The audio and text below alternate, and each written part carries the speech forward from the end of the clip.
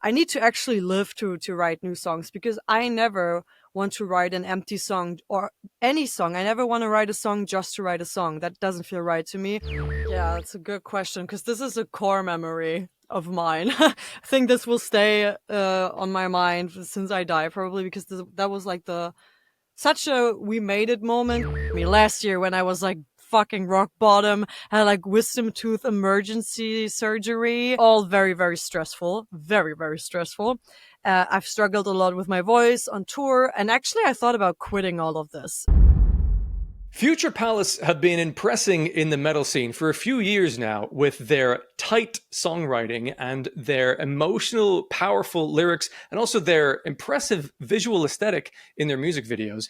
Now, late last year, they released their most recent album called Distortion, which has on it like a dance banger, as well as some of the heaviest music I've heard from them thus far. So I'm really excited to have a chance today to chat to vocalist Maria Lessing of this brilliant band from Germany. Maria, welcome. Thank you very much for your time. Now, looking at your upcoming tours and gig schedule, it looks like you've got a North America tour coming up later this year. But where do we find you in this conversation here in early July? Are you in a sort of songwriting, recording state, or you have some much-deserved downtime at all? Hello, first of all. Nice to be here. Thanks for having me. And good question. I think we never really have a empty time since we've started out, to be honest. I think there has never been an empty long time or like chill time, except for maybe we like actually take vacation and let everyone know like this will be my vacation week. Leave me alone finally. Because if that doesn't happen, we actually talk to each other every day since we started out as a band. We always have like workspaces. Like we used to work with Slack, if you know that. Now we have Teams. Mm-hmm. We work every day. And right now we are in festival season. We've just played, I actually arrived on Monday. Today is Wednesday, if I'm not wrong. Yeah. Wednesday, so I arrived late evening Monday from 3 festivals. We've played Raider, Plein Fest, Cave Fest. And we're going to play the next show this Sunday, and then, yeah, more upcoming shows. And as you mentioned, North American tour, of course. And yes, I can announce we are writing stuff, of course, already in the background. As I said, we're never sleeping. We are never, Future Palace is never sleeping, at least, yeah. Is that in any way part of, because that's the way to stay kind of present and keep the audience engaged, and it's just kind of a necessary part of the band, or is it also something of a compulsion of you're always trying to think creatively, what can we do next, what can we can like be creative in some new way? I think it's just also kind of the nature of being a band that you have to work so early in advance, because everything takes so long, because we don't do everything ourselves. We don't produce ourselves. We do write ourselves, like our own demos, our own songs, and we are in the studio, but you have so many people working on it. The music video stuff, the production process takes a long time. You have to plan in advance. When will you stay at the studio? And therefore, if you want to release something maybe next year, or the year after, or whenever, you kind of need to start now. And that's how it's been the past years. We've started, I think, for example, Run, we've written in the pandemic and released it 2 years later in 2022. So yeah, it also kind of depends on what kind of speed you want. I personally would like to have no time limit with art. But that's also it is kind of a battle between when can we release something to still stay relevant, of course, because we are still a growing band. So we cannot just leave for like 5 years and reappear, because no one would care. Like who was Future Palace again? One of these female fronted bands. Yeah. I don't think that'd be the case, but I can understand the concern there. Yeah, Sure. that's not from my point of view. It's like more of like the business kind of point of view, but also you want to release new stuff. Like I get bored of stuff so quickly. I really enjoy the creating part of this. Yeah. Yeah.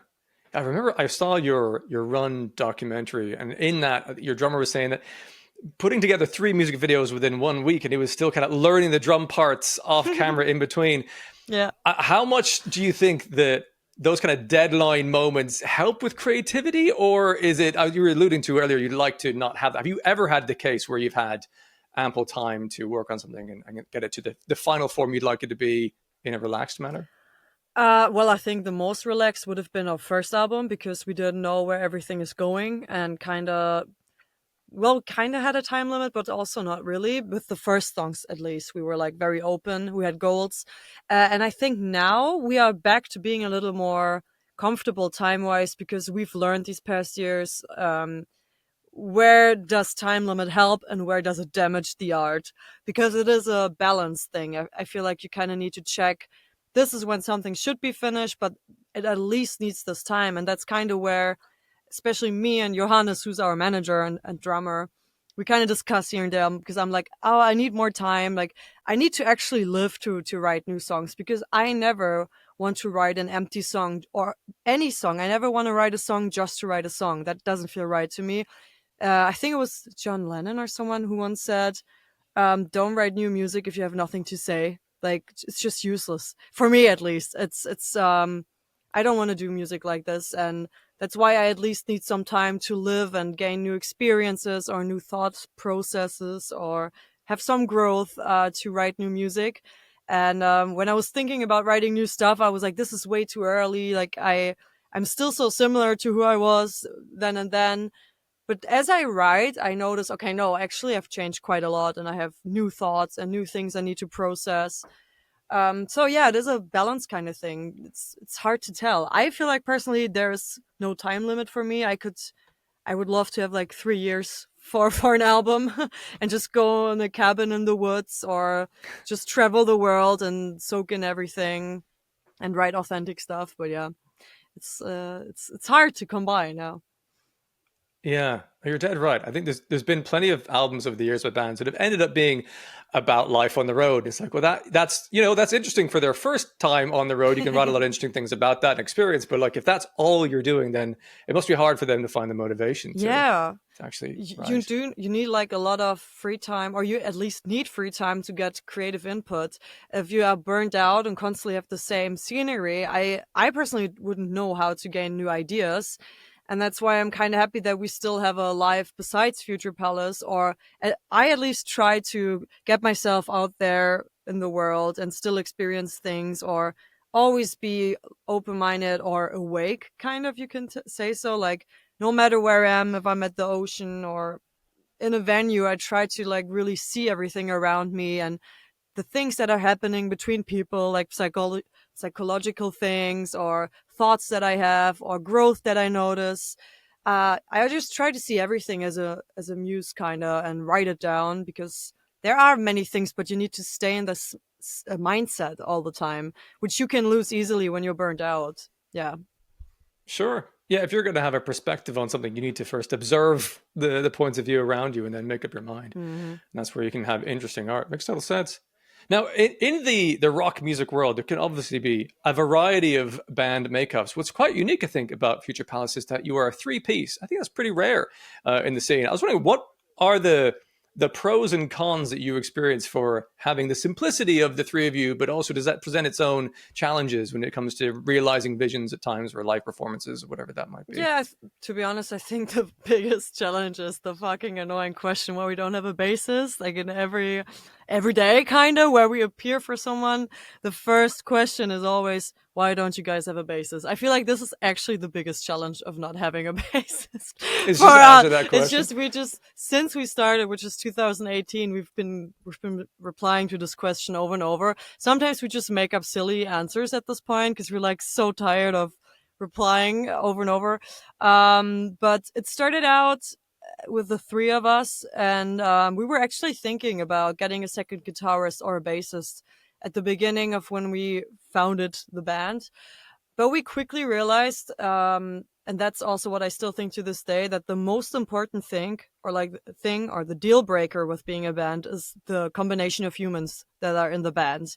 Because if you have just one person who's not giving 200%, because we are giving 200%, it will just not work out. There will always be someone giving an imbalance, or it is already hard enough being a person alone. It is hard enough to be with two people. And it is very, I think, already an art to balance things out with three people, get the opinions right, have the same music taste. Everyone is functioning in our band. We all have multiple tasks. And we didn't see anyone who could fit in this without getting out of balance. And it just works so well, which is kind of a miracle for all of us because, of course, you wish to be a successful band, but you never know if it will work out. So we're like, never ruin a running system. That's our key, kind of. Don't ruin a running system. Improve it if you can. And for a live context, to be honest, our bassist is always the tightest from all of us. So that is good. It wouldn't be so good if our rack system would crash down, but I feel like most bands these days would be screwed if that happened because we have many like MIDI tracks running from there, many backing tracks, which are part of our sound, very important part of our sound. And it is also very practical financially to only have 3 people when you fly, for example. Gear wise, we've already been at our limit many times, like financially, and even weight wise for some cars where we're like, if we had one more member, because we also have crew, we couldn't have done this. Or even tours where they said, we have exactly 4 beds. So you and a sound engineer. That's why we took you on this tour. So it is actually very practical. It's a great benefit. Yeah. It is actually, very beneficial in many ways. Yeah. To be clear as well, I'm not a flag waver of like every band must have a bassist. I've seen it work in all variety of ways, and it can be totally feasible. In fact, when I think A Day to Remember lost their bassist and they toured without one, I was like, oh, that's going to be odd. And it wasn't at all, actually. I didn't really notice the difference, especially if, as you say, part of your sound has like electronics and backing things, then it kind of makes sense already anyway. Exactly, because so much already is from a backing track, and no one ever asks where our pianist is or where a synth player is. Where are your trumpet players? Yeah. It is just a basic picture you have of a band or like a traditional band, but I would say we are already pretty far from a traditional band. We do things differently in every aspect, or at least we try to. Yeah. Sure.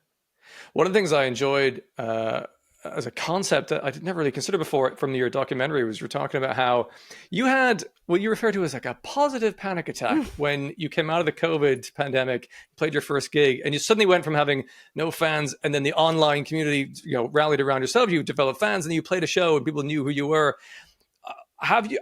What was able to transpire for you to eventually process that and accept, like, okay, actually, this reality is fine. This is great. We can navigate this. How was that transition after the first shock of we're in a new reality now?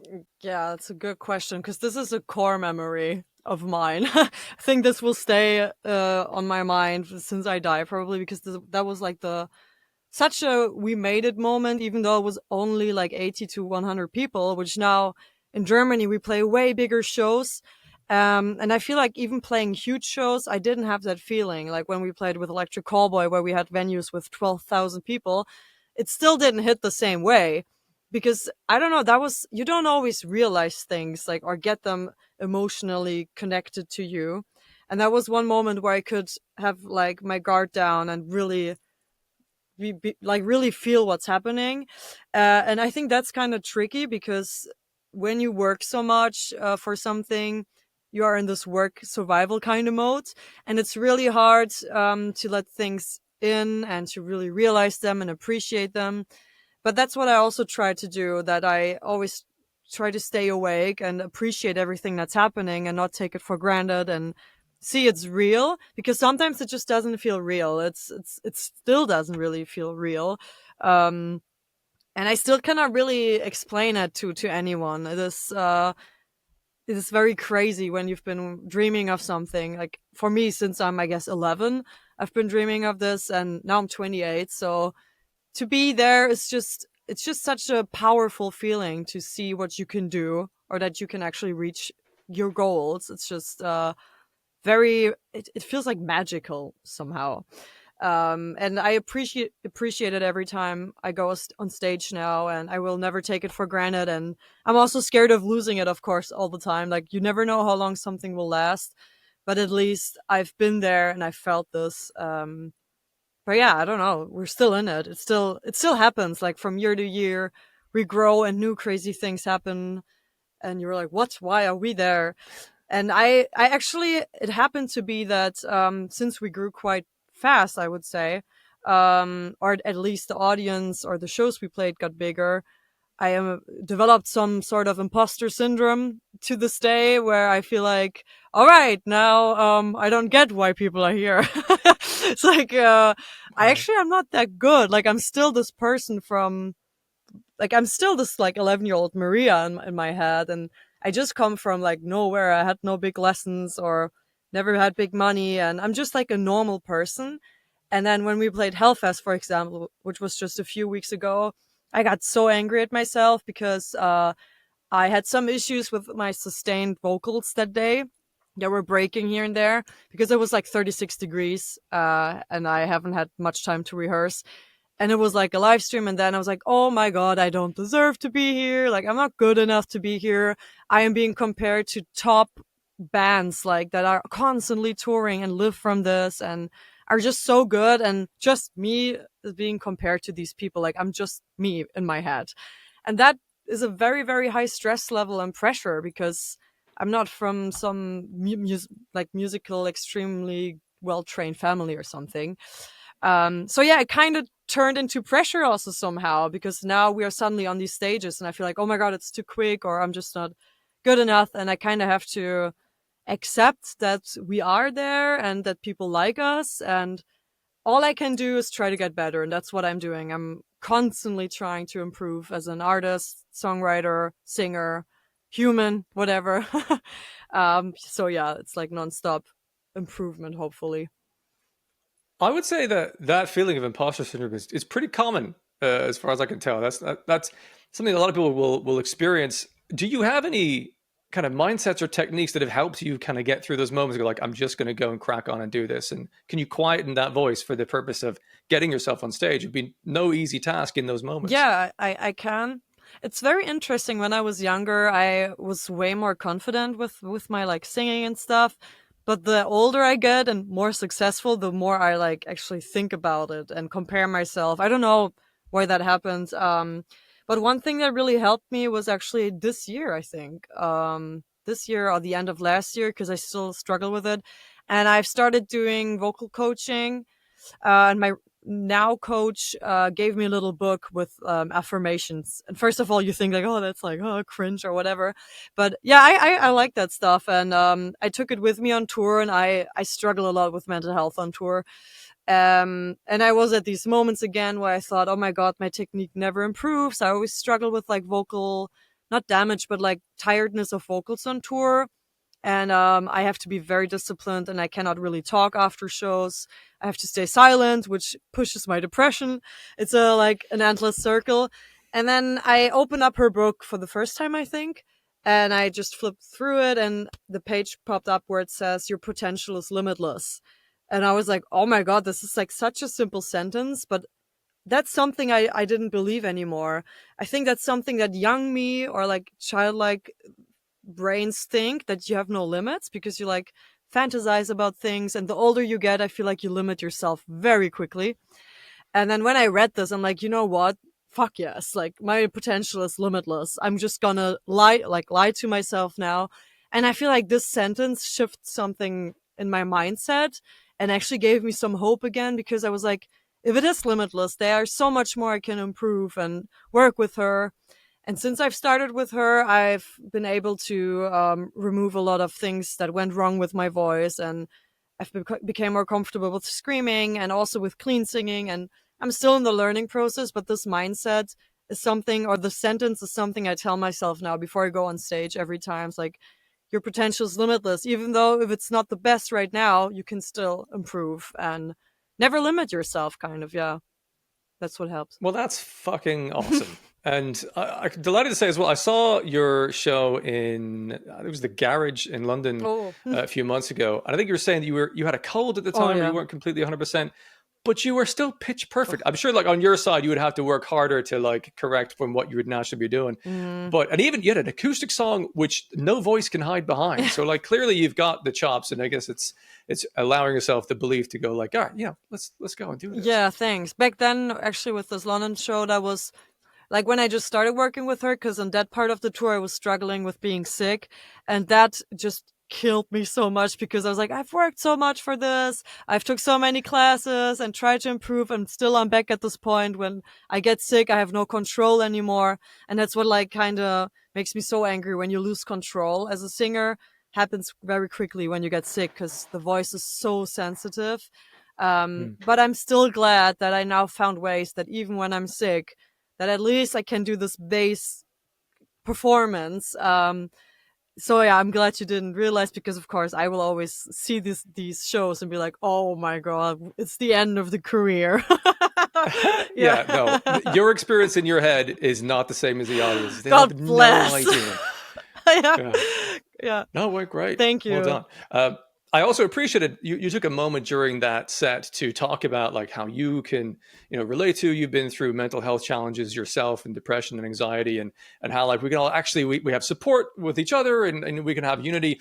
And I loved that message. I was wondering whether, you know, I'm also mentioned you in the documentary. You mentioned you kind of started doing scream vocals kind of almost out of nowhere for one of your bits and pieces.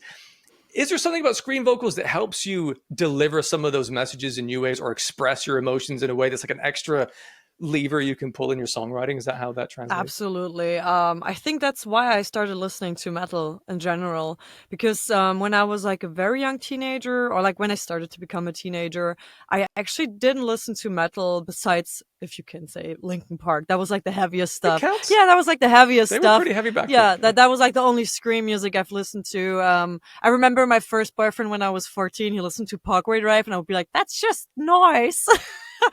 And then later on, also like the more I reflected my very, very traumatic childhood and everything that happened, I could relate way more to like this metal music and listen to the lyrics, and actually kind of I was diving into it a little more, and then I started relating to it. And I think like one of the first songs where I screamed along to was Flyleaf, I'm So Sick. And it was just a girl from my school who was like, I have to show you a super fucking nice song and it's so cool. And it was the acoustic version of it. And I'm like, oh my god, I was obsessed. That was the moment I like fell in love. And I just went in my childhood room and started screaming to it. And my mom would come in like, what the fuck are you doing? She's like, everyone could hear this down the street. What is happening? I'm like, I'm starting to scream now.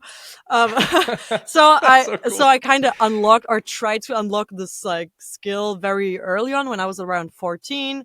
And I've been in bands forever, since I'm like, yeah, 11. So I kind of like screamed here and there, but it was never actively screaming like metalcore or anything, or anything that it is now. And we've wrote Escape, and that's when I got to know also my bandmates. And these songs are still about very, very sensitive and traumatic topics, but I felt like these songs don't deliver like the actual pain it's supposed to deliver. And then I remember when Manuel, our guitarist, sent us the demo for Paradise. And I listened to it, and it was pretty heavy. And I was like, you know what? This just needs screams. I need to now actually deliver what I feel like, because I feel like Escape just did not get close to these real heavy emotions and this real pain that I felt. And then I just went into the rehearsal room and just did something. I just shouted in there. And now I've listened to that recently, and it sounds like shit, to be honest. But the guys were like, you know what? That's sick. Let's go. Let's go heavy. Why not? And then I just did it. And that's also kind of where this like burnout thing happened, because I just did it, which is like kind of naive, because I didn't have technique. I was like, yeah, let's go. And then I very quickly learned my limits with this, and was forced to learn technique. And yeah, now I am close to knowing what I do. And now we can actually like play with it. So that's cool. Yeah. Speaking of playing with it, on that recent album Distortion, there's a song called They Take What They Want. And holy shit, there's a moment almost a minute in where you scream something that's like, what was it? Without this power in my hands. Is this sort of like what Marcus Vick was described as like a panic scream? It's this high intensity edge thing. How much was that just like playing around in the studio and going like, I'm just going to amp up to a whole nother kind of level for this? It was all, do you know the part that I'm talking Yeah, about? yeah, I do. That song is very, very crazy in general. It's like very experimental. That's when we already knew this is not going to be a single. We're just going to let it out here. We're just going to go crazy. And it's all about the message and the emotion.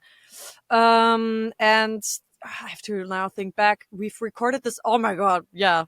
Now you reminded me last year when I was like fucking rock bottom, had like wisdom tooth emergency surgery, had another infected tooth. And oh my God. Yeah. It was like all very, very stressful. Very, very stressful.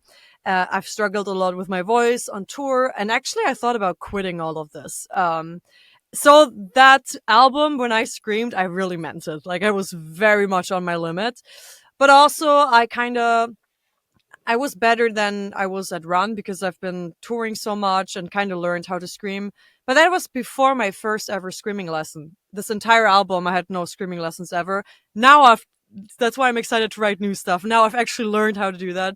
So I was just like, yeah, going for it. Like I kind of did what I knew, felt okay, didn't hurt, but I just, yeah, did something. No lessons before that. Yeah. It's incredible. It's very effective. It was startling when I heard that that moment there in particular. That's cool to hear. Yeah. Um, It was the goal. wow. And when it comes to the power of the lyrical aspect, and if I don't know what, whether your kind of mental struggles are fairly continuous or where they kind of wax and wane. Have you had moments when you're songwriting in a troubling period, and then other times when you're feeling good and kind of balanced in your own way? And is there a difference between the kind of musical output in different kind of states of mind that you've noticed? Yeah, there is. Actually, before Distortion, or like one topic would be like love songs, because I've never been a person for love songs at all. Like I'm just not like that.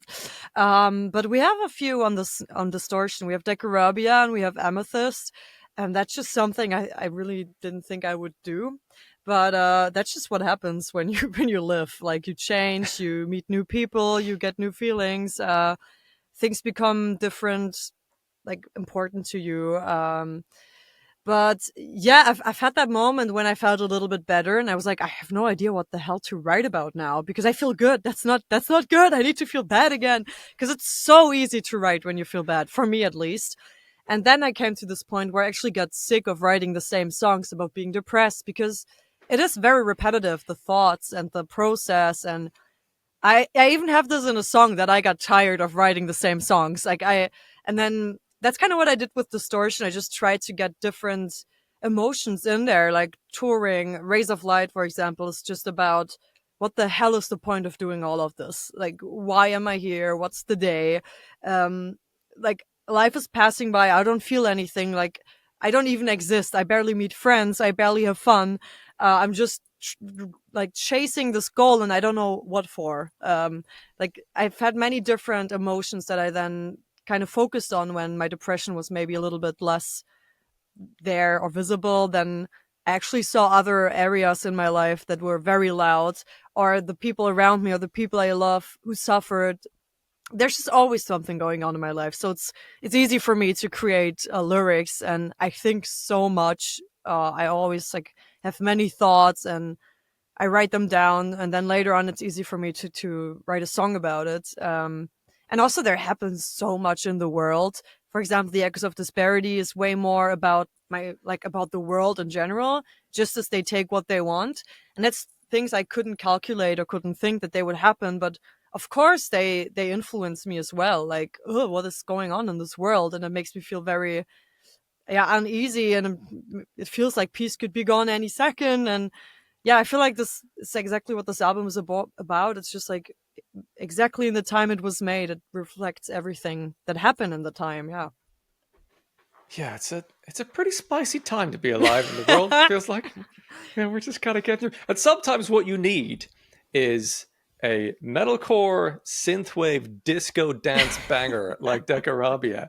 Was that sort of overall tone of song an intention? Do you have musical reference? Like, I'd love us to build a song that's like this, or did that incidentally take the shape that it did in the kind of jaunty dance song that it ended up being? Oh, that is one of my favorite songs of the album, even though it sounds, when you listen to it first, it sounds like a disco dance song.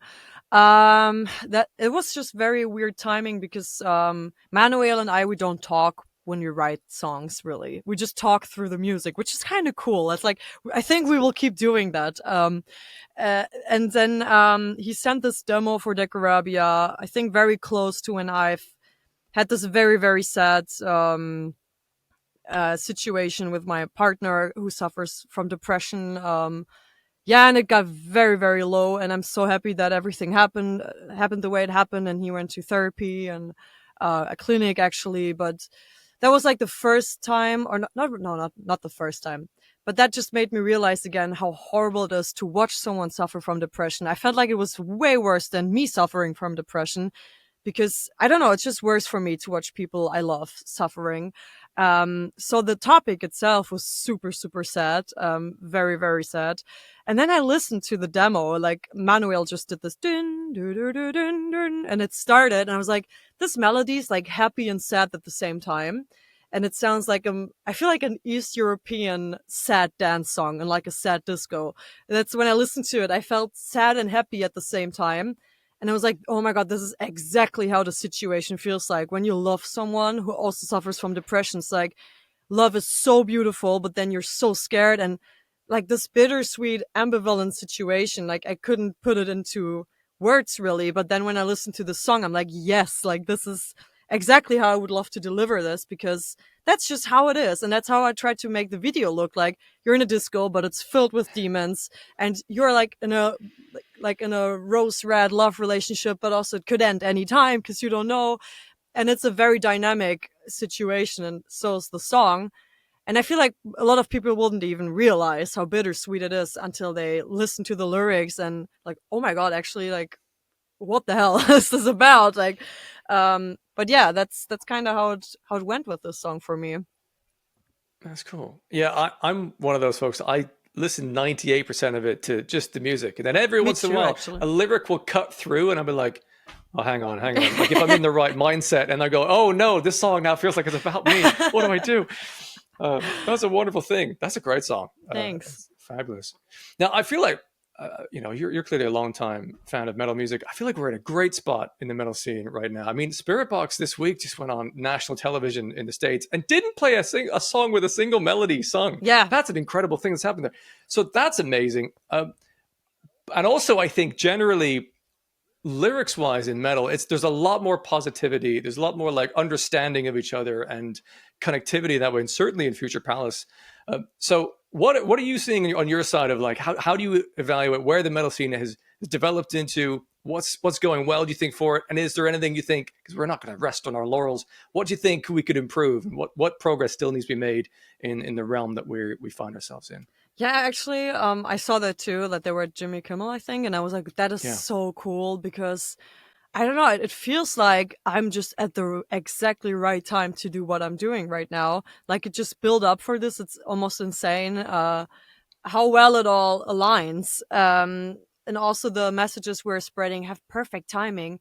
And that was also very scary with Distortion because since we've released it, it's became more relevant and more relevant with every song. And each time that I make a speech on stage for these songs, it feels way more relevant, which is crazy.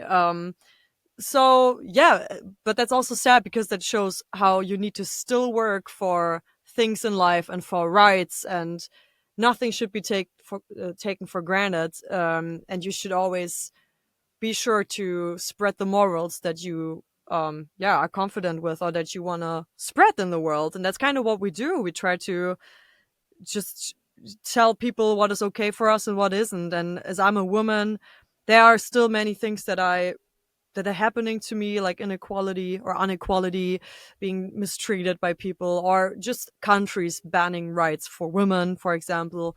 That still happens, or happens again. That is one example why I think it's a good time for us to be here and what we should still change. But also, it's very empowering to see that metalcore is now being seen, and we've been playing Rock am Ring, which is a huge festival here in Germany. And I remember years ago, they kind of just abandoned all rock bands from Rock am Ring, and it was mainly pop artists. And now to be playing there, or that we've played there as metal artists, is like very, very, very crazy, and shows me that we just have the right timing right now, which is amazing. Because when we started, we didn't know, like, metal, will it be a thing? Like, a lot of people got more soft with their music and we got heavier. So we did the opposite, and we're like, actually, good timing. How convenient. That is good. And that is also proof that if you do what you want to do, I think, yeah, just go for it. Just do what you want to do authentically, because That's what I want to do. I want to do authentic music all the time. And I also want to be authentically me with my opinions and everything. And all we can do, I feel, in the metalcore scene and in this world is to make sure that every human being is safe on this world. I don't get why the same conflicts keep happening years and years and years, and they even happened before we were all alive. And maybe it's just human nature to try to destroy each other, but that's at least what we're trying to do, to create a safe space for everyone and communicate if there are issues and talk about the problems in the room and not just ignore them, and talk about the shitty artists that are not supposed to be on stage the same day we play and later on do shit on that festival, for example. Well, yeah, no, that's what we do. We take the stages for people who are not heard and try to spread the messages when there are some other people who don't do that. Yeah. Yeah, it's tricky. I think all you can try and do is push the needle forward a little bit. Some people it takes time or it takes the right. Like when a lyric can just cut out of a song and you go, "Oh, I kind of understand that concept now." Those things can happen over time. Yeah, I hope so. Now, German metalcore is in a fucking phenomenal state right now. I mean, you got the likes of yourselves, of course, Electric Callboy. You got Via Nova doing some incredible experimental metal as well. You got Unprocessed and Oralized. Is there a kind of connective scene in Germany? Do you folks kind of connect and support with each other, or is that just we would see that on the outside of Germany and assume that you must kind of connect in somehow? Good question. I don't connect to all of them. For example, I've never met Unprocessed, even though I love their songs. Never talked to them even. But you missed one. Our Promise. We've been on tour with them. Oh, very yes. good one. Yeah, very good one. That's when we connect. We take them as support bands, of course. When we see people who would fit with us, or yeah, if it fits time wise, of course, you need to check the schedule of each other. We're still close friends with NSOK because Chris he started out with us. He's like it was almost like he was a band member because we started the first songs with him. And we're working with his studio, yeah, like forever, because it's just kind of defined our sound a lot. Such as Peter of NSOK, like we're like all good friends. Let me think of others. Electric Cowboy, of course, very good friends now. The tour was just so fun, and I bet. that was just crazy. Like they just came out of they reached us out of nowhere, kind of. Or Daniel did back then, the guitarist. He just reached me on Instagram when we just had Escape out. He's like, "I love Lately so much. It's like my favorite song of you guys." Like, how do you know us? And I feel like the cool. reason is because we are probably from Germany, and German bands kind of check out what's locally growing, kind of like, oh, what's happening here? Because there's been quite a time where not much happened. And that's where a lot of people looked at us like, oh my God, new stuff from Germany. It's been a while. Like, hello. And they kind of welcomed us in the scene. I feel like that's what happened with Electric Callboy. They were like, oh my God, that's so cool. A new metalcore band from Germany. And of course, we know Any Given Day. And I probably forget. Our Ghost Kid from Germany? Yeah, Ghost Kid is from Germany. We've met him a few times, like on Raider. He was also met him again. Yeah, he also texted me back then and invited me to a podcast. And I feel like that's the moments when it's very local, because yeah, people from the USA wouldn't like contact me to go into a podcast, I think, because you're just a little more aware what happens in Germany. And as you mentioned, Villanova, I've seen the singer years ago with his old project with Manuel when we were at a concert. It was like a little tiny festival, like very, very tiny. And he was there, so I know, like, I don't know him much privately, but we're from Berlin, so we kind of course, we know each other, or we know we exist. And but that wasn't the case with Our Promise. I've just listened to them, and we played the same festival in Stuttgart. So yeah, the more you play in Germany, of course, you will see each other at some point. Also, Everlies, I think they're called. They were also at Radar Festival. So Yes. yeah, that's when you meet, or venues, and yeah, I think you kind of know each other. Yeah, I would say so. Yes, Our Promise were excellent. I remember that being very impressed with them supporting you in London. Yeah, They're very good. And good. Oralizer are a super exciting new band. I was gutted to. I missed. I got there late on the Friday, so I wasn't able to see their set, or yourselves on at Radar as well. Sad to miss that. Uh, How did that was that your first time playing Radar Festival, or did you play yeah, it it was our before? first UK festival actually, so Oh our wow, little step into there was fun. The stage was interesting. It was very slim. We were playing this. that's the concrete pillars Yeah, like long. I could Yeah, not see anyone really, so I didn't know how many people were there. It felt fun.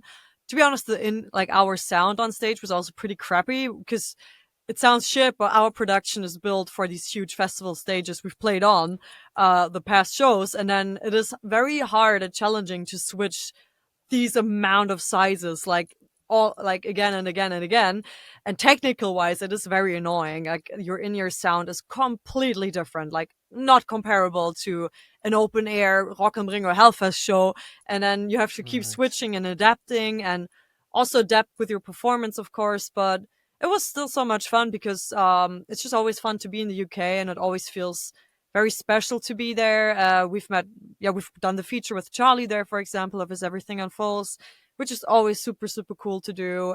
We've met so many people that day, like that we know, like many bands, and you don't know, like you don't meet that many bands one day usually. So that was fun to meet all of them. We've had so many interviews that day as well, so it just went by like this. That's why it just felt very quickly.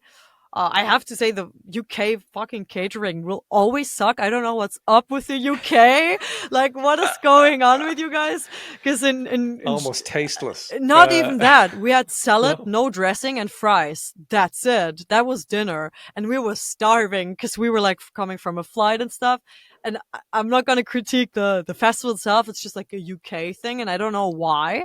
Probably just a country thing with like financial fundings that you probably don't have compared to like Germany. We have lots of cultural fundings which support a lot of festivals. And like Netherlands, Switzerland, when you play there, it's like heaven. Like the tiniest show is still amazing. Like we played a super tiny show in Switzerland, and they like did the best catering ever. Like they like smoked pumpkin and like just did Goodness. so much great stuff, and everything was so clean and everyone. So it is so interesting how different that is from country to country. So yeah, that is definitely a UK thing, which I will critique always because I was damn hungry and I was like, No worries. I mean, on the Saturday, Camille from Novelist on stage called out the burger van for not having great food. It's like, okay, all right. Yeah, fair enough. But no, Radar is a lovely festival. It's very communal, and yeah, you meet lots of artists. It's kind of a nice kind of catch up yeah, spot. it That's was great. cool. The arcade area was fun as hell as well. Yeah, it's kind of pretty do because you got there's like master classes that musicians put on and things. There's all I sorts. wish I It's would very have had fun. more time to check that out, and also like the Warhammer section and the Jam section and stuff. It looked very fun. I wish I would have had more time to go there. But Yeah. yeah, as a visitor, it's probably really cool. Yeah. Yes. No. Highly recommend. Now, as we're kind of winding this down to a close, I was wondering, you've found some great success with Future Palace. You've managed to do a headline tour across the UK without like a local tour support as well. That's an impressive thing to have been able to do. For anyone that's looking to start a band or follow in your footsteps, I'm sure there's been an insane amount of hard work that's got to where you're at. What are some of the main piece of advice that you think would help unlock some, you know, some, I don't know, benefits for anyone that's trying to follow in your footsteps to learn, from yourselves that will help it be a sustainable thing the way that you've managed to thus far make it? Yeah, that's funny because I think this morning I actually just watched a Youngblood interview where a fan or someone asked him the exact same question. And his response was very much like how I would reply to that. And he said to be honest at all times. And I feel like that is very, very much true. When I talk about myself, at least, it very depends on kind of who you are in the band. Of course, you need a good management system, you need discipline, you need a plan. But from my point of view, what I do is being authentic at all times. I try to be myself, try to look how I am, try to talk who I am. Of course, I fucking cringe so many times when I watch interviews because I'm so loud. Like, I laugh very loud. I am very ADHD, but I'm like, you know what? That's just how I am. That's just who I am. And yeah, it is also sometimes it is very weird for me to watch shows later on and listen to what I talk about and how intimate it is But that's what we've been doing since day one. I've been on stage and talked about my traumatic past, talk about mental illnesses, because that's just what happened in my life and what's important to me. And I never try to be someone else or try to put on a show that doesn't fit with me. Or if somebody will come to me, you have to be more a rock star or something, I'd be like, no, I have to be myself. Like, please don't annoy me. And I've had that. Yeah. I've had that. People come to me like, you need to do this and this on stage. I'm like, I will do on stage what I feel comfortable with. And that's for me what art is about. It's about expressing yourself. And that is what I would give out to anyone else. Don't try to be someone else, because there, as cliche as it sounds, there will always be someone else, but there's no one who's just like you, and no one lived your life. So if you do art, do it for a reason and express yourself. Yeah. 1,000%. Yeah, especially if you want to differentiate yourself from other bands in the scene. The best way to do that is if you're authentically yourself. That is the most unique thing that you have in the world. Yeah. There's no one else like you. So Yeah. the more you do that, the more interesting and unique your art will be and everything about you. Exactly. So, Yeah. So wonderful advice. Now, what could we possibly look forward to in the future? You mentioned you're working on some new music. You got tours coming up. Do you have a long-reaching arc of a goal that you'd like, where you currently are with the band, where you're hoping to kind of take it in future, or do you take things more step by step at a time as you go? So that's interesting, because I used to be a little more wild with my dreams. Since I've experienced a lot of them, I like toned it down a bit, and like now I'm in a state where like I just wish I had like a garden and peace and garden. Two things. Oh, yeah. But also like still, of course, as a band, and I feel like especially like Johannes, who's our manager, he's still very, very determined Determined. to reach goals. And we are, I think the three of us, we are very, very much like work animals, or we just love reaching goals. I think that's like why it works so well. And of course, it's weird because I'm like in a fight with myself with this. It's like a paradox. Like I would of course also love to be on Jimmy Kimmel one day and go to the Grammys one day, but at the same time, I'm like, also don't. I don't like to do that. Like I like to do the other Maria to do this, but this Maria to be in her garden. So it's very hard for me to reply to this, but we're still planning on growing as much as we can. If that's the short answer, yeah. Yeah, we're seeing where makes the sense. limit is, but potential is limitless. That's what I said.